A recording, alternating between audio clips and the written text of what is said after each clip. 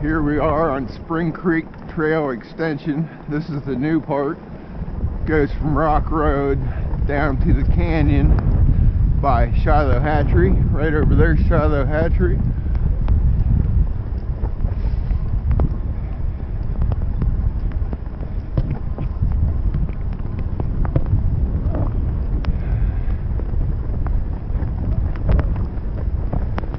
Good to see someone else was out here. It's not too often I see tire tracks from someone else.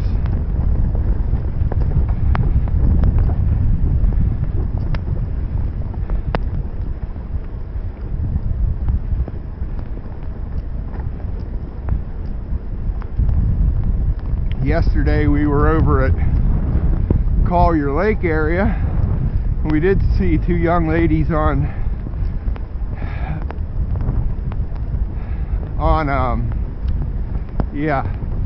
I can't think of the word, standard fat tire mountain bikes, not e-bikes.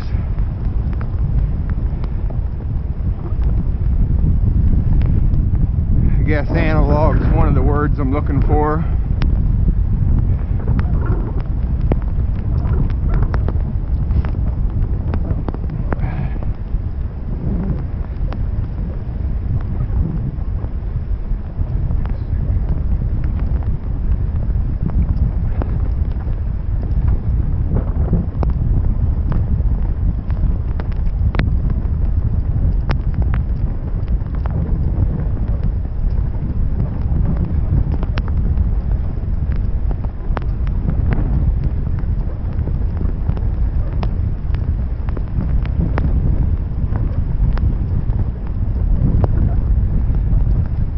I really love doing this just as much in the winter as I do the summer. In some ways I enjoy it more in the snow.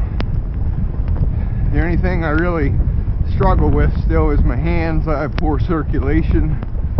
I did just get new boots and they're really doing a great job. I just need to figure out a fix for the hands yet. Probably gonna need some electric gloves.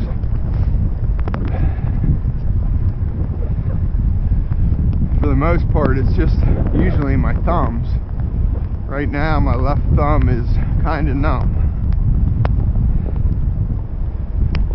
The rest of me feels great. In fact, I was a little sweaty there for a bit.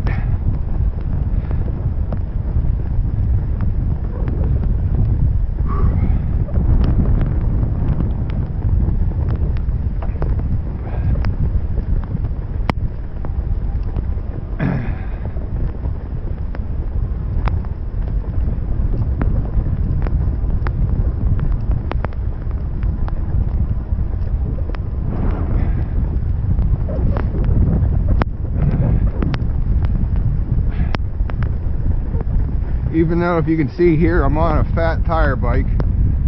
This isn't a high-end bike. It doesn't have the frame geometry of a mountain bike. Not quite. Not the geometry you'd want for any extreme conditions.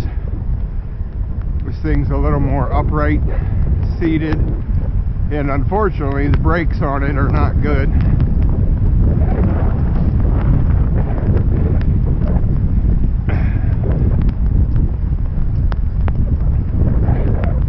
That's probably my next upgrade on this thing. I did upgrade the brakes once. It has disc brakes, but they're not hydraulic. I bought the Zoom cable pull hydraulic brakes. Oh, there's a fishing rod.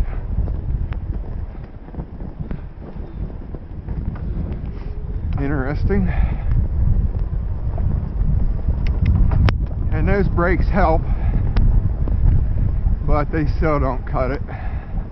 I need to get full hydraulics on here. Here come some folks. Hi there. How you doing? Good. As you can see, there's there's other bike tracks and you can see all the footprints. This trail is pretty heavily used.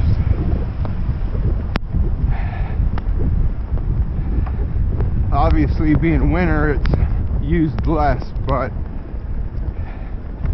it's a pretty popular place. It's one of the most gorgeous places in this area, with easy walking and biking.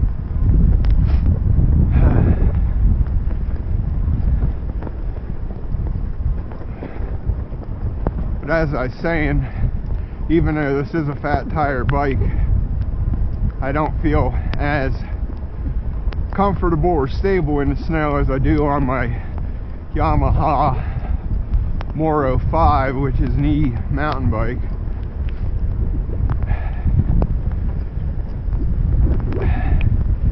And I think really I need to lower some tire pressure on this bike. I run my Yamaha really about the same pressure as this, but of course this being a fat tire, it's totally different. I could go lower pressure on this. I mostly don't though, because I kind of use this bike as more my street gravel bike, since it's not a true off-road bike. So even though it's kind of low pressure, I'm thinking I have like 17 and 16 pounds in these tires. I don't want to go too low just because I do more road and gravel riding. I know I could not be lazy and change the pressure every ride, but you know how that goes.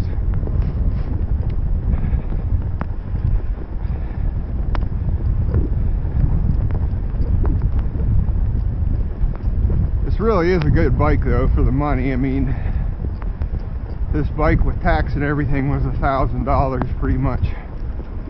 Dead nuts.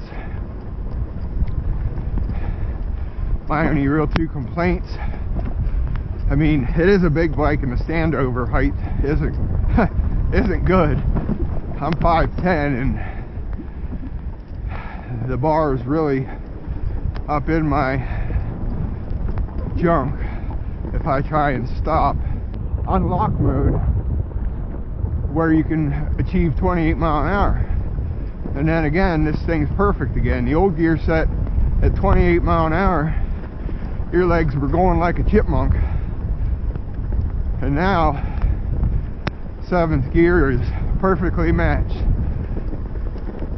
Actually, it still might be almost a little gear too high, which is good because I'm thinking about switching the front chain ring and reducing it just by maybe 2 more teeth, because honestly it still could use a little lower gearing when you're in some steep hills and you want to help the bike on the hills and not overheat the thing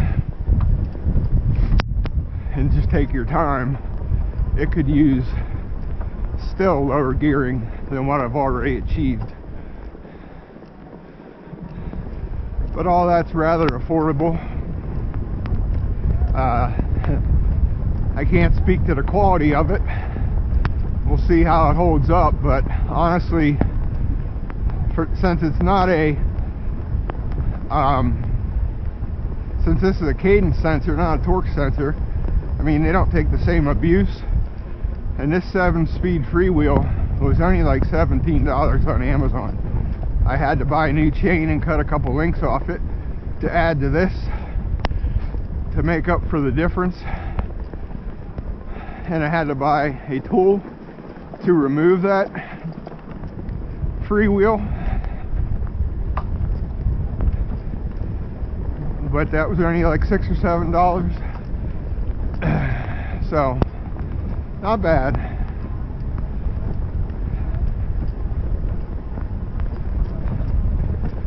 It's probably going to cost me at least $100 to $150 if I want to put a true set of hydraulic brakes on this.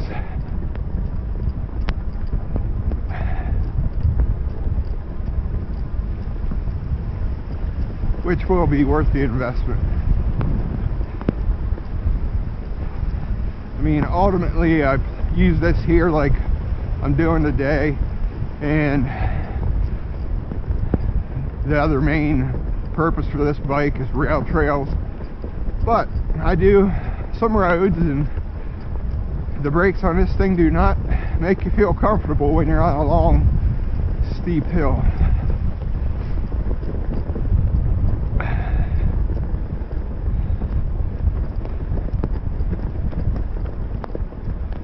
Yeah, definitely could stand to have a little air out of the tires, but it's doing okay.